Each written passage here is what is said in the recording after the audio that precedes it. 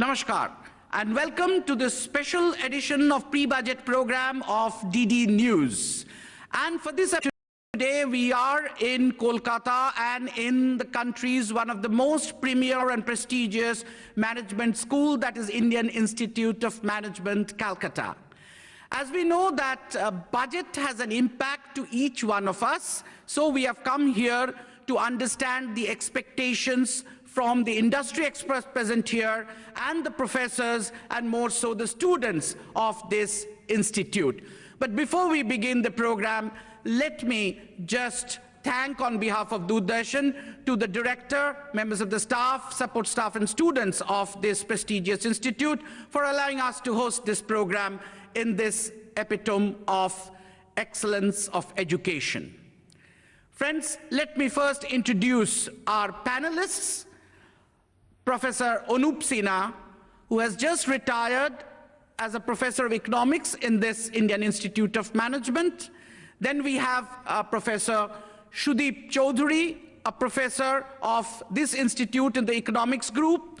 We have Mr. Anil Vaswani, representing CII, and also representing the industry and especially MSME. And we have a renowned tax consultant, an expert of taxation, Mr. T.B. Chatterjee, representing Bengal Chambers of Commerce and Industry. And we also have a galaxy of students to raise several issues. Friends, we know that this year's union budget has a lot of things which are unique here. As this budget comes after the demonetization, which has led us to digital economy. Secondly, the goods and services tax. We have been saying about it, but maybe in April or latest by September, this has to come into effect. And then this is for the first time, a separate railway budget is not coming in Parliament. And last but not the least, the placement of budget is preponed by a month. So with this premise, I would first like to go to Professor Anup Sinha to give his overall expectations on the premise of this year's budget and maybe especially on the agriculture sector, because after all, whatever we discuss, I think in India, we need to have a thrust on agriculture. So what is the economist's view on this year's expectations of the budget? Professor Sinha. Thank you very much. As Snehashish has already mentioned, that this year's budget is quite unique in certain ways. I would like to draw your attention to 2 or 3 things. One is, of course, that it comes with the backdrop of demonetization, which has been much talked about. It has been something we had never seen before, and according to the government, there were a lot of expectations about the benefits of demonetization. How it would affect the budget is not exactly very clear, but there are some sort of expectations that, given the kind of changes the government is trying to bring in terms of transactions in the economy, the government might go in for a revision of income tax, the rates, to bring them down, to widen the base, and try and get more revenue out of it, if growth occurs. The second thing would be, in terms of demonetization, that the government would be expected that if there is a slowdown in the rate of growth, which is predicted by almost all agencies which try to predict the growth rate of GDP in the coming year, how is the government trying to counter that slowdown, as it were? There will be talk about taxes. GST is another thing already mentioned, which is on the agenda, but there could be political obstacles to it. We don't know. The Parliament still needs to pass it out. I would like to sort of, in terms of my own expectations from the budget, to point out that, see, we are growing as a nation at a very healthy, even if it is slowing down, at a 7% plus rate. I think the lowest thing mentioned has been a 7% rate of growth. That's the worst case scenario that has been predicted by some. Now, if we are growing at 7%, which is otherwise marvelous, why are we worried? The reason we are worried is that overall investments in the economy has stagnated and slowed down over the past 2 years or so. And given the NDA's tenure, this is the midterm, as it were, the third year, and this is where it can take hard steps, as it were. Therefore, I would expect that the government would really step up public investment to a large extent to ensure that infrastructure and particularly agricultural growth is propped up. There has been a stagnation in public investments in agriculture, and I think we need to take a relook. Government has already said that it wants to sort of, shake up the rural economy, as it were, and the Prime Minister has been talking in terms of, Garib, Garibi and Garibo, and most of the Garib, as we know, live in the rural areas. So what the budget proposes for the agricultural sector is going to be of interest. So the government, to sum up, has to step up the rate of investment in the economy, public investment, both for industrial infrastructure so that it can crowd in, it can trigger a lot more of private investments, as well as the fact that it has to step up agricultural public investments so that overall productivity in agriculture, the marketing channels, the entire supply chain from the field to the table, as it were, or to the industrial shop floor in terms of raw materials is made much more efficient and much more equitable so that we can have a much more inclusive growth that the government is committed to. Thank you very much, sir, for your observations. And as you have rightly said, that even Niti Aayog, we have heard that has recommended increase of government investment in social sector, this time in health, education and railways, as per the action plan they are contemplating right now. So obviously, with sir's version and expectation, I'll go to Professor Sudeep Chaudhary on his expectations on two sectors, social sectors like health, education, railways, as well as the industry as such. Professor Sudeep Chaudhary. Thank you so much. So nice to be here. Just in the 2 or 3 minutes I have, I will just flag few issues which I think are very important. And let us start from some stylized facts. Fact is that our aggregate demand has gone down.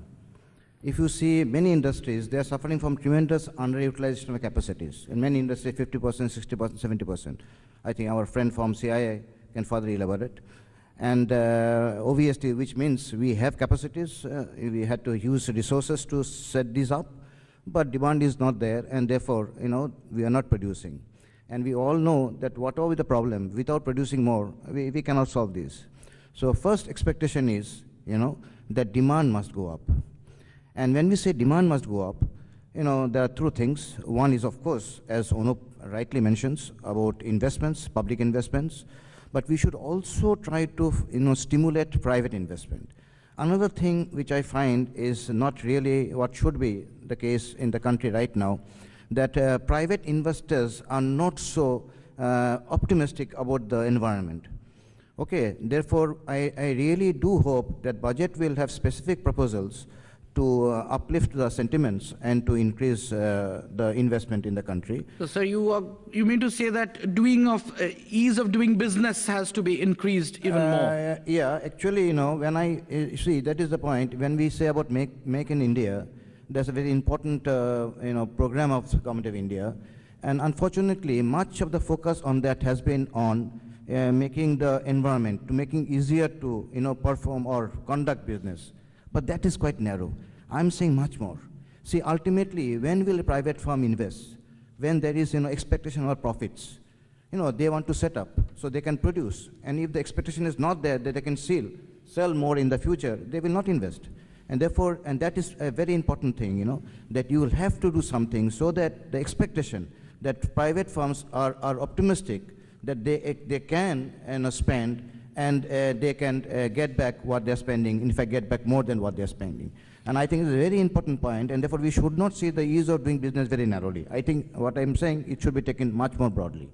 So that is one. And second, I want to draw your attention to something which is not so much discussed, that some of the high-tech sectors in the country are really not performing well. While, a large number of very important sectors, telecom equipment, computer hardware, medical devices, aircrafts, see, we are importing huge amounts. A significant percentage of the demand is imported. I see no reason why a country like India, with so much of skills and other things, should be so much dependent on So foreign you expect a lot of import substitution? Yes, and yes, obviously. And therefore, what I expect from the budget, that not only in a narrow sense, this ease of doing business, but there should be more concrete support to domestic industry. Again, see the point. Why is it that private firms are not investing? We are actually about 70–80% of the equipments, telecom equipments, we are importing. So, which means demand is there. And the question is, why are private firms not investing? Because they don't think the situation is ripe. So the return of investment, they don't feel adequate. Absolutely. That's why. So you will have to intervene. You have to support, and that is all countries have done. Our nearest competitor, China has done. US has done. So I think that is what we expect from this budget. Well, with sir's expectation to you, Mr. Anil Vaswani, the private sector, maybe MSME and the large sector, that the expectations, sir expects that you should invest more, and obviously you see the digital economy with GST, the things should be more conducive for more investment. How do you see it, sir? Correct. Well, first of all, thank you, Snehashish. It's always a pleasure to be on your programs. Okay, let me take up one issue that Professor Chaudhary has mentioned. You're talking about stimulating demand, which obviously makes, which will then lead to growth or will lead to confidence for investors to invest, right? So I think one of the things that we all expect, and this is not from industry, this would be first for the common man. We would expect a drop in tax rates, because we've already had a few shocks for the common man with demonetization and everything else. So I think this is an opportunity for them to try and provide some sort of benefits or some sort of a positive signs, So we're looking at maybe an overall drop in the personal income tax rates. From an industry point of view, which hopefully will also stimulate demand, right? More money in your pocket, hopefully. And, but from an industry point of view, we're looking for something similar from CII. Currently, India has one of the higher corporate tax rates in the world, right? And that is always a problem. First of all, lower tax rates lead to better compliance. It's been seen in many countries. The tax net also needs to be widened. So partly the digitization or the drive for the cashless economy, or at least a less cashful economy, let's put it that way. It will never really be cashless per se, perhaps. But the whole drive towards that will ultimately lead to a wider tax net, because you're tracking transactions a lot more. So instead of just 5% of the country paying 100% of the country's taxes, the whole idea is that we want at least 10, 15, 20, 30% of the country at least hopefully comes into the tax net. If we expect that to happen, we would also expect a lowering of taxes, because your total revenue is obviously going to go up, so you can afford to drop the percentage a little bit. The finance minister has made promises earlier that you'll go from 30% to 25% progressively. CII's position is that, look, the tax rate is about 30% with certain incentives or certain concessions or what have you. It comes to close to 20%. What CII is saying is, take away all the concessions, take away all the exemptions, take away all the all the frills and stuff. Just give us a nice clean tax rate of 18% net, right? That's what would help us, because effective tax would be, okay, some people would pay about 20–25%. Give us 18%, try and do something bold. You'll see phenomenal growth happening. That's one way of boosting as what you've talked about, getting investors to come into the country. Mr. Vaswani, as Professor Sinha has said, this is the mid-budget of the present government, and obviously the government can afford to be very strict, and public investment and the less subsidy in various sectors. That is also you are referring to. The Correct. Industry is lobbying for less subsidy. Less subsidies, and then obviously correct. in one side less subsidy, another side is strict government budget, Better and then you controls, say better the lower governance. tax rate. Yeah. How do you reconcile all this? I mean, it's a tightrope act. I mean, nobody said being the finance minister was going to be a fun job, right? It's a very difficult thing. You have to manage your revenues. At the same time, you have to be generous with your spending. You have to drop certain rates and give certain concessions. This is the time to continue unlocking value. You have some good PSUs. Public, go privatize them. This needs to be continued. This push had stopped for a short while. This is one of CII's positions. There's a couple of other big things. Railways, modernization in the railways. We've had, after a few recent mishaps, unfortunate mishaps, It highlights the fact that railway infrastructure is long overdue for major expenditure and spending in railways. Not only to promote, it promotes safety. You're looking at from a social benefit point of view, you're expanding into the railways. You're looking at the freight corridors that are being constructed. In fact, there's one coming all the way from Amritsar all the way down to Bengal, so that once it enters Bengal and the line gets built all the way almost to somewhere near just outside Calcutta, that should be a tremendous boost for the economy. So investment a lot of new on railways opportunities. is going to scale up. We would That expect everybody a tremendous push for railway modernization and investment. Yes, for sure. Okay. Thank you, Mr. Vaswani. Sure. We go to Mr. Chatterjee with obviously the GST. GST is something which all have been referring to, but we are at the last stage. The meeting is there in the next week, and now there are, if I'm correct, that there are only two contentious issues. Everything else is reported to have settled down, that who has a greater control over the taxpayer and who actually has the tax of the coastal trade. And it has to be, the government targets to have it in April, but latest it has to come before 16th of September, because of this, the legislation has to lapse after that. So obviously GST is the main factor which has been going on for a long time. So, Mr. Chatterjee, the first is your take on the latest situation on GST and how GST is going to improve. And it is said that digitized economy with GST definitely is going to benefit. Mr. Chatterjee. Thank you.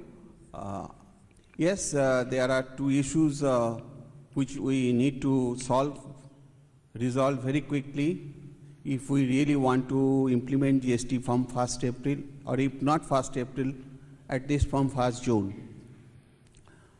There are two issues which Mr. Sur has already, but we expect that in next forthcoming meeting, I think in 18th or 19th, the matter is going to be sorted out. Having said that, GST has an enormous opportunity for India to work as one country, one market, one rate. Of course, GST is not coming in the right format, but in due course of time it will take its right shape. But one thing is very clear, that once GST is implemented, there will be enormous opportunity. There will be enormous opportunity for the government to expand the tax base. And the evasion of tax, which is random today, will be in history. Because everything is computerized, matching of the tax bills will be computerized. Each and every purchase, each and every sale will be tied up. Today, that scope is not there. Secondly, under GST, the number of assessees will increase substantially. Today, we have around 80 lakhs assessees under indirect tax, 65 lakhs VAT, 5 lakhs excise, and around 20 to 25 lakhs service tax. That number is going to reach, according to my own calculation, will be around 1 crore 20 lakhs. Because two things are very important. The threshold limit of exemption for excise, which is presently there of 1 crore 50 lakhs, is going to be reduced to 20 lakhs only. And you can understand. So, Mr. Chatterjee, actually tax base will be increased. Tax base will tax increase. Evasion will be decreased. But tax rate will also reduce. Tax rate will be reduced, but quantum of tax collection will increase. Will definitely increase. May not be in the first 6 months or 1 year, but in due course of time, say for example within 2 years or 3 years, tax collection will increase, as we have experienced in the VAT in 2005. Similarly, most of the states apprehended that once VAT is implemented, their revenue will come down. But it has been established today that revenue in 2005 has been increased to 6 to 7 times more. So you also expect a revenue escalation after the GST with the coupling together. Mr. Chatterjee, as a tax expert, all the so far said that maybe for monetization or something after demonetization, government may give some Yes, that everybody is saying. So what is your opinion as a tax? Is that I'll give you 4 specific issues, and in this background you have to analyze. This year, that means 16-17 financial year, government is expected to have an additional tax revenue collection more than 10%. In excise, in indirect tax, it is around 26%, and direct tax, that is income tax, is around 10%. Number one. Number two, the money which has been deposited under demonetization route, people might think that entire money has come. Okay, even if it comes, even if we agree, but don't think the money has come 100% in a right format. Around 4 lakh crores of collections which have been deposited is under scanner, and that will suffer 50 to 75% taxations. So that will yield an additional tax to the government, even if we assume that 15,44,000 crore has come back to the government, to the bank totally. So do you expect a reduction in the tax Yes, rate? I am expecting from corporate. I have divided the benefits into 2 categories. One is corporate. So you expect a reduction in the corporate? Corporate And tax the rate personal will income be tax? reduced from 30% to 28% to 27%. Okay. 2 to Okay. 3% tax. And secondly is the research expenses, which is going to be closed in 2017, 35 to AB section, wherein companies normally get 200% of the actual expenses. Right. As it's called reductions. That is going to be extended further beyond 2017, at least for 3 to 4 years, so that corporates continue to get. And personal income tax, you have anything to say? Yes, personal income tax. My feeling is that from Chamber of Commerce, we have categorized the senior citizen into 2 categories. One is normal senior citizen, and another is a super senior citizens. For normal super senior citizens, we have projected a 4 lakh exemptions first, and super senior citizen above 70 or 5 lakhs. And another area which we are expecting, that the tax exemption, that 30% tax, which is the maximum rate of tax for corporates, that will also come down in case of individual also, because it cannot happen. Individual will pay 30% and The corporate will pay less than that. 28%. With this, friends, we have heard our experts, and then at this point we'll take a short break, but please remain with us. We'll come back with a lot of vibrant issues generated by the students present here. Let's go for a short break. प्रधानमंत्री जीवन ज्योति बीमा योजना. Despite the fact that we have made decent achievements and not great with Sarv Shiksha Abhiyan as well as midday meal, but the quality of education in India is really poor right now. And with the populism that is involved in the budget, I have serious concerns regarding the share of education as a sector in the upcoming budget. What would be your opinion regarding that? Well, I can tell you from from what CII says, look, we're looking at a couple of things. One, we're looking at Skill India, right? There's a lot of skill development initiatives that this country needs. Also at the same time, the Prime Minister's got a Skill India initiative, which is also tied into skill development. Now, it's very good to have that, but you need to have the investment to back it up. So you're talking about higher education, you're talking about skill development, which is parallel to higher education as well. Education is one area, and actually trade skills and, getting yourself.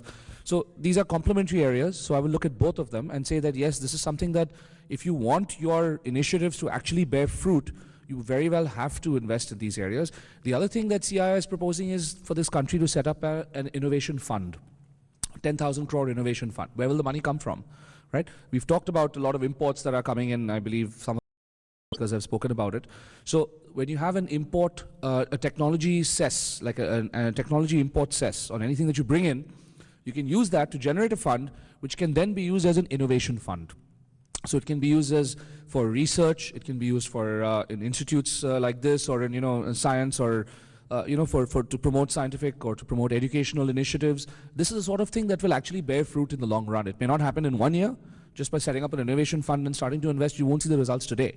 but it will take time. But really, this is where education, skilling, and innovation, these are three critical areas where this country really needs to strengthen itself if it wants to move forward into the Thank future. you, Mr. Vaswani. Actually, you know, there has been reports in the media that Niti Aayog is contemplating on an action paper on a time-bound recommendation, which says to have, which is asking the government to invest more on social sector, which is including education, health, and railways and other connectivities also. Let's see what happens actually, because that's it's there in the pre-budget discussions. That is also there, that government's involvement and investment on social sector may rise, and this has been said for a long time. Can we go for the next question, please?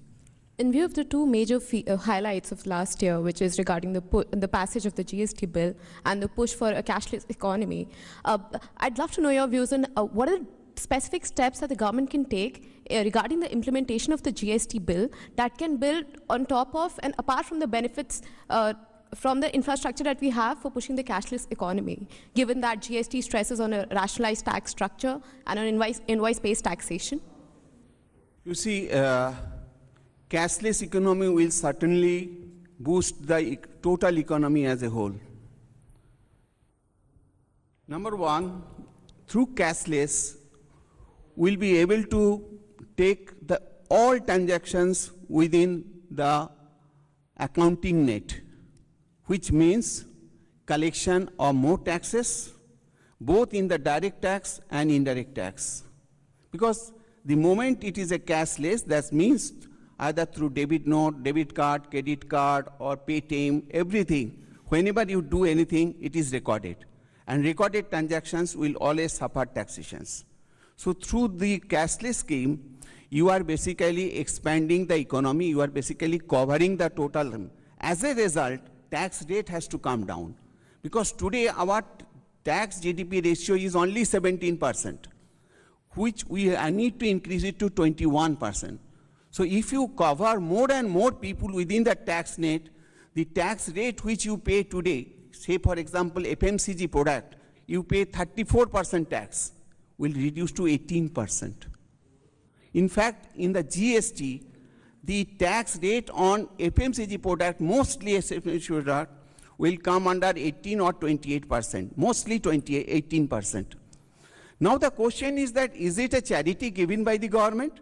No. It is not a charity. The government is expecting that through GST, they will be able to cover more and more people under the tax net. Because there is no way out. Today, when you buy any goods from your retail shopkeeper, he does not give you any invoice.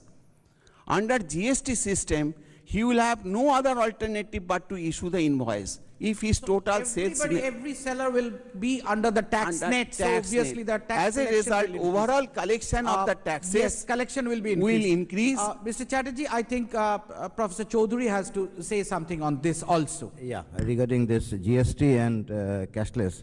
See, as students of economics, we must make a distinction between necessary condition and sufficient condition. So GST is a necessary condition at best. But I think just GST will not stimulate demand or stimulate investment or take India anywhere. So this is one of the things desired. And I think what the budget should highlight is not only GST, things like the or further better tax rate, but concrete measures which will actually, stimulate the economy. And there I think we'll have to speak of, demand and many other things. So that is what is important, necessary condition and sufficient condition. Secondly, it's a question of priority. Cashless is fine, but I definitely don't think that should be the priority for the country right now. See, we people, fortunate few, we are already quite cashless. So now take a poor person. Which is more important? To give a better job, more income, or to force him to use plastic card? I'm absolutely certain, priority should be to actually facilitate, improve employment, give a better job, increase in income. And if you do that, then people like us who are affluent, automatically they will use, plastic card. So I think it's very important. I expect the budget to have a sense of proportion and really highlight things which are important. Thank you, Professor Chaudhary. At this point, we take another break. Please continue watching our pre-budget program in Kolkata in Indian Institute of Management, Calcutta. Please stay tuned. We take a short break. अब मैं अपने life की सबसे बड़ी movement lead करने जा रहा हूँ, जो इंडिया के लिए बहुत जरूरी है। आपको खड़ा होना पड़ेगा मेरे साथ टीम स्वच्छ भारत मिशन का हिस्सा बनकर, और हम सब मिलकर एक ऐसा इंडिया बनाएंगे जहाँ हर कोई टॉयलेट यूज करता हो, क्योंकि जब सब टॉयलेट यूज करेंगे तो सब प्रोग्रेस करेंगे।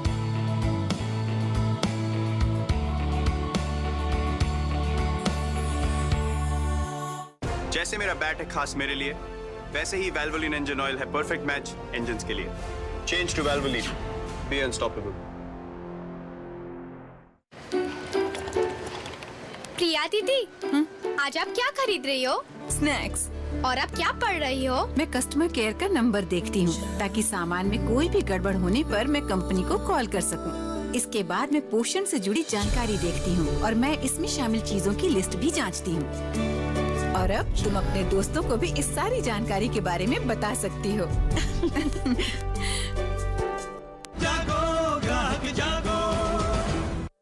मैं ये नहीं पूछूंगा कि आप शौच के लिए कहाँ गए। मैं ये भी नहीं पूछूंगा कि अगर आप खुले में शौच के लिए गए तो क्या आपने अपने बच्चे की जान को खतरे में डाला? क्या आपके गांव की बच्चियों को खुले में शौच करते हुए किसी ने बुरी नजर से देखा? आप खुद समझदार हैं, सक्षम हैं। आप ये तो जानते ही होंगे कि हमारे देश में 70,000 से ज्यादा गांव के लोगों ने खुले में शौच की प्रथा को खत्म कर दिया है। गांव के बच्चे, महिला, पुरुष सब इस लक्ष्य में जुटे। निगरानी समितियां बनी जिन्होंने खुले में शौच कर रहे लोगों को समझाया, शौचालय बनाया, उनका इस्तेमाल करना सिखाया। क्या आपका गांव भी बनेगा खुले में शौच से मुक्त? आइए स्वच्छ भारत अभियान से जुड़िए। अब नहीं तो कब? पंजाब नेशनल बैंक की ओर से आप सभी को मकर संक्रांति की हार्दिक शुभकामनाएं। रोहिणी दिल्ली 2014 डॉक्टर संजीव का अल्ट्रासाउंड क्लिनिक। अपराध लिंग परीक्षण करना। कुरुक्षेत्र हरियाणा 2015 तांत्रिक बाबा। अपराध लिंग चयन में सहयोग व प्रचार।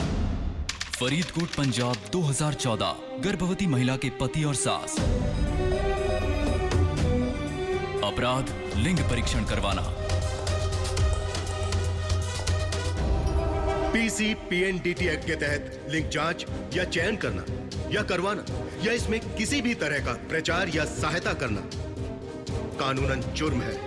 इसमें 5 साल तक की सजा और 1 लाख रुपए तक का जुर्माना हो सकता है। जांच करने वाले डॉक्टर का लाइसेंस रद्द किया जा सकता है। मार्च 2015 तक ऐसे 271 केसेस में सजा सुनाई जा चुकी है। दीवारों के भी कान होते हैं, कब समझोगे? जेल जाने के बाद। लिंग चयन के विरुद्ध आवाज उठाएं। अपने जिला अधिकारी को तुरंत सूचित करें। जैसे मेरा बैट है खास मेरे लिए, वैसे ही वैल्वोलिन इंजन ऑयल है परफेक्ट मैच इंजन्स के लिए। Change to Valvoline, be unstoppable. अब मैं अपने लाइफ की सबसे बड़ी मूवमेंट लीड करने जा रहा हूँ, जो इंडिया के लिए बहुत जरूरी है। आपको खड़ा होना पड़ेगा मेरे साथ टीम स्वच्छ भारत मिशन का हिस्सा बनकर, और हम सब मिलकर एक ऐसा इंडिया बनाएंगे जहाँ हर कोई टॉयलेट यूज करता हो, क्योंकि जब सब टॉयलेट यूज करेंगे तो सब प्रोग्रेस करेंगे।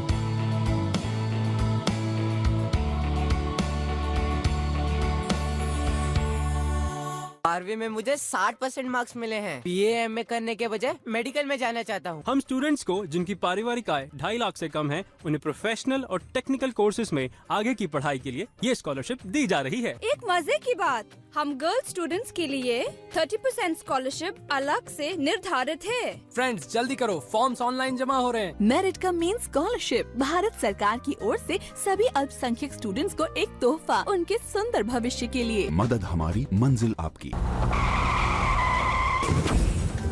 कुछ ऐसा ही लगता होगा जब किसी की कार सरियों से लदे ट्रक से टकराती होगी। ना तो संभलने का मौका होता है और ना ही बचने का कोई रास्ता।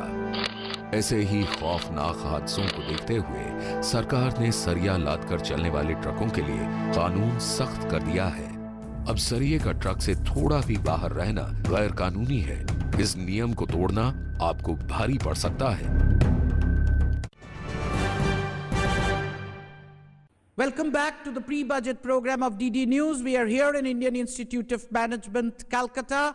We have heard the experts. We have also heard one round of issues raised by these young students present here and the observations to them by the experts. And now we go for the second round of questions and issues to be raised by the students. Recently, there has been a lot of debate around the idea of universal basic income to replace government subsidies in order to tackle issues of targeting and leakages. So my question to panelists is that how feasible this idea is and how much better it would be as compared to the present system.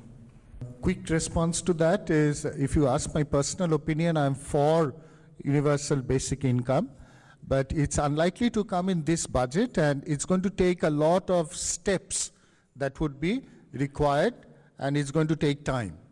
But in the longer haul, it's a very good concept, in my opinion, which can be, and I think the world should move to such a concept given the kind of financial crises that we have had. All right? So it's not going to come in this budget, though. I'll just add on to what's been said, is that it will be probably, it may not happen now, but it's easier to effect or easier to implement because you have the Aadhaar card system in place, with a unique ID system, right? So if you had to do the same thing 5 years ago, it would be a wonderful thought, but it would be very difficult to implement. Today, with these systems in place, if one had to do it, whenever one is ready to do it, it would be a lot easier to implement. So that's just my take. Thank you. This year, railway budget will be a part of the main budget. So my question to you is, what are the reforms you would want to see in the railway budget so that the existing infrastructure for industries, as far as the goods part is concerned, is developed?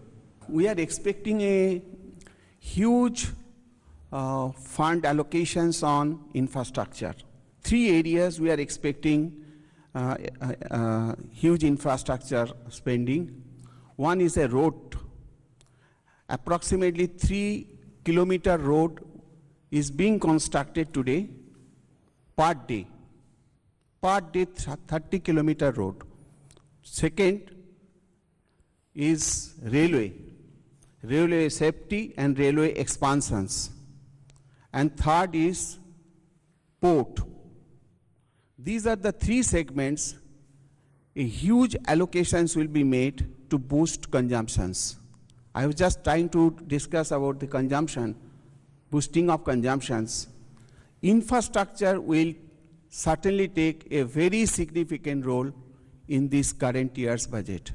Government has done some marginal increment in last budget, but nothing concrete has come to improve the quality of primary education.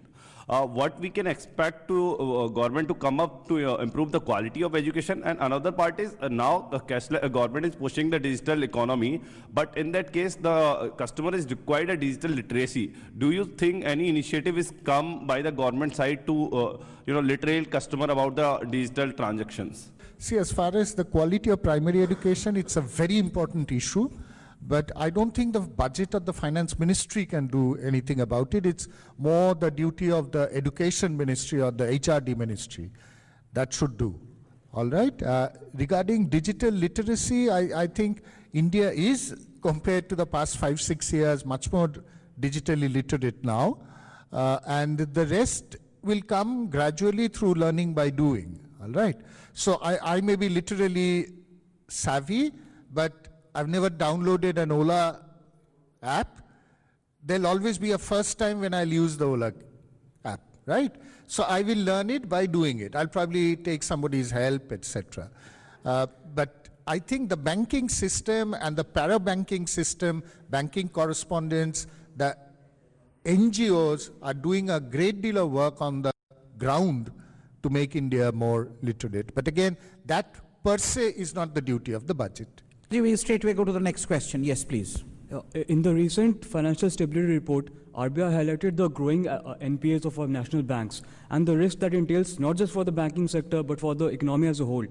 So from the budget, can we expect just to address this issue? The demonetization effect is that money has come back into the system, some has not.